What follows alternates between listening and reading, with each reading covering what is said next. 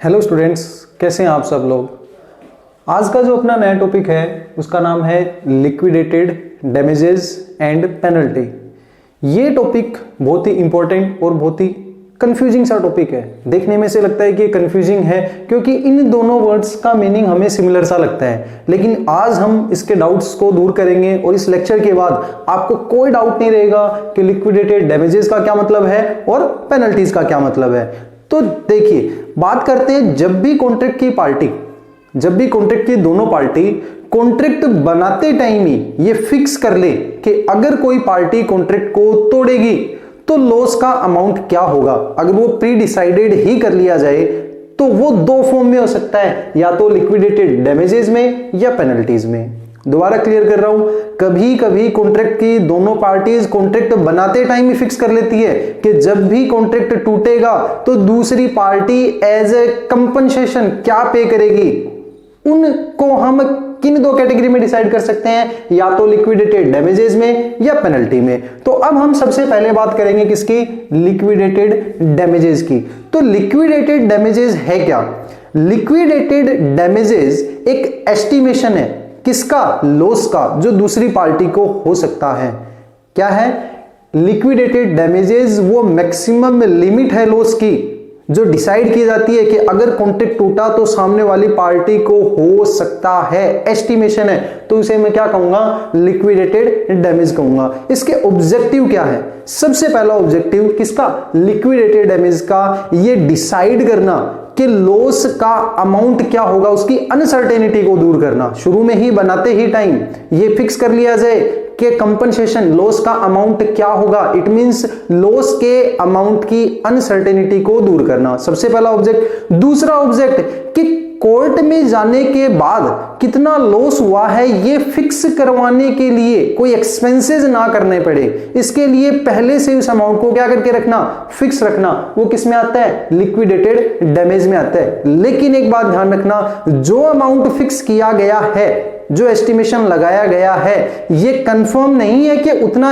ही damages, उतना ही compensation दिया जाएगा। इट मींस वो कंपनसेशन की मैक्सिमम लिमिट होगी, उस लिमिट के अंदर अंदर रह के ही कोर्ट ऑर्डर देगा कि भैया इसको इतना कंपनसेशन पे करना है। क्लियर है? अब मैं बात करता हूं पेनल्टी की। देखो, पेनल्टी नाम आप लोगों ने खूब सुना होगा कि पेनल्टी का पर्पस होता है पनिश करना।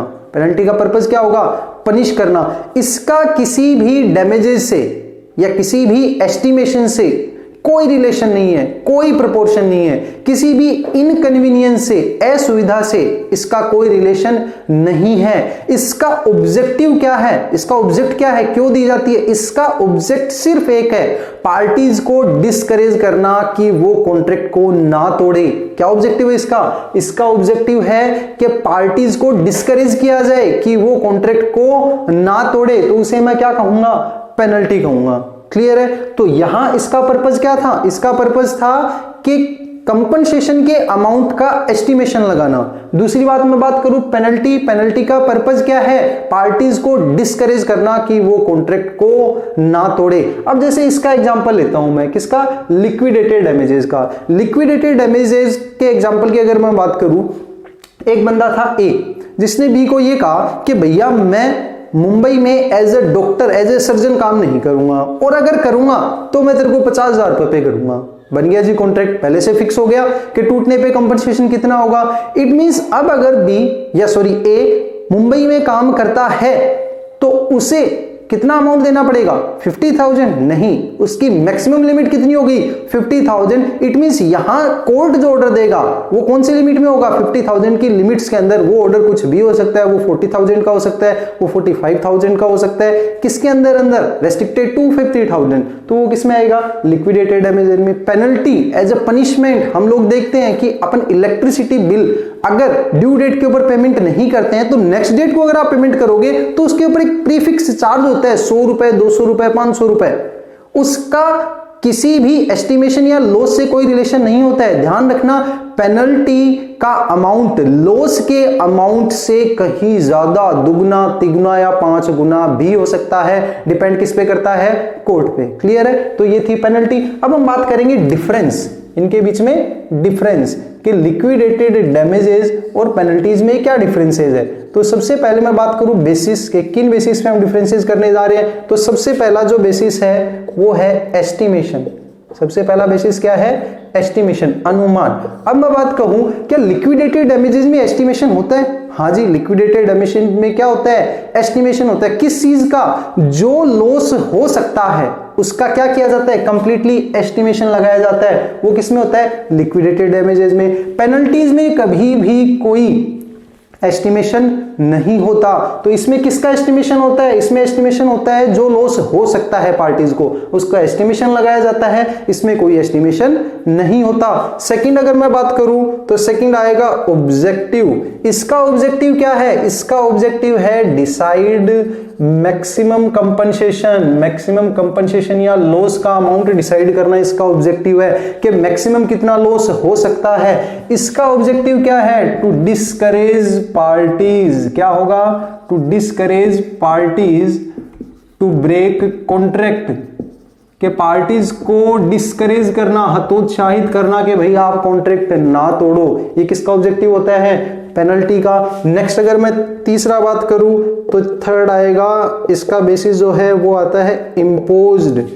यहां क्यों इम्पोज किया जाता है लिक्विडेटेड डैमेजेस? For compensation. किसके लिए किया जाएगा? For compensation. आपको जो नुकसान होता है उस नुकसान की भरपाई के लिए इम्पोज किया जाता है। आरोपित क्यों थोपा जाता है कि आपको अगर कोई नुकसान हुआ है तो उस नुकसान के लिए आपको क्या दिलाया जाएगा?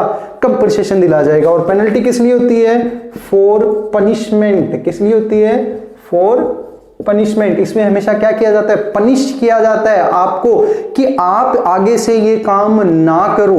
क्लियर है? नेक्स्ट अगर मैं बात करूं इसके डिफरेंस की तो वो आएगा ऑर्डर, कि कोर्ट क्या ऑर्डर देगा। यहां पे कोर्ट ऑर्डर देगा पे एक्चुअल लॉस। क्या बोलेगा? पे एक्चुअल लॉस, लेकिन क्या? With in limit. और कौन सी लिमिट? जो हमने डिसाइड की थी, 50,000 डिसाइड की थी। इट मींस 50 नहीं मिलेंगे, विद इन 50,000 आपको कोई भी अमाउंट मिल सकता है। और यहां भी क्या मिलेगा भैया? एक्चुअल लॉस ही मिलेगा। क्यों मिलेगा? क्योंकि हमारा जो कॉन्स्टिट्यूशन है कॉन्ट्रैक्ट एक्ट के लिए वो इंग्लिश लॉ को फॉलो करता है। तो इंग्लिश लॉ क्या कहता है कि हम हमेशा क्या देंगे? एक्चुअल लॉस देंगे, भले ही लॉस कितना भी डिसाइड हो। तो एक बात ध्यान रखने ना, इन इंडिया में भले ही वो लिक्विडेटेड डैमेजेस हो, भले ही वो पेनल्टी हो, लॉस जितना हुआ है उससे ज्यादा कंपनसेशन नहीं दिलवाया जाएगा। इंडिया में जो रूल फॉलो किया जाता है वो यही किया जाता है। क्लियर है? तो ये क्या था अपना लिक्विडेटेड डैमेजेस और पेनल्टीज। दोबारा रिवाइज कर रहा हूं, लिक्विडेटेड डैमेजेस का ऑब्जेक्टिव क्या होता है? कि मैक्सिमम जो अमाउंट है किसका? कंपनसेशन का, उसको फिक्स करना, अनसर्टेनिटी को खत्म करना।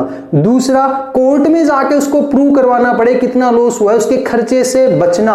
और इसका पर्पस क्या होता है? पार्टीज को क्या करना? डिस्करेज करना। क्लियर है? तो ये था अपना liquidated damages and penalties. I hope आप सबके डाउट्स क्लियर हुए होंगे।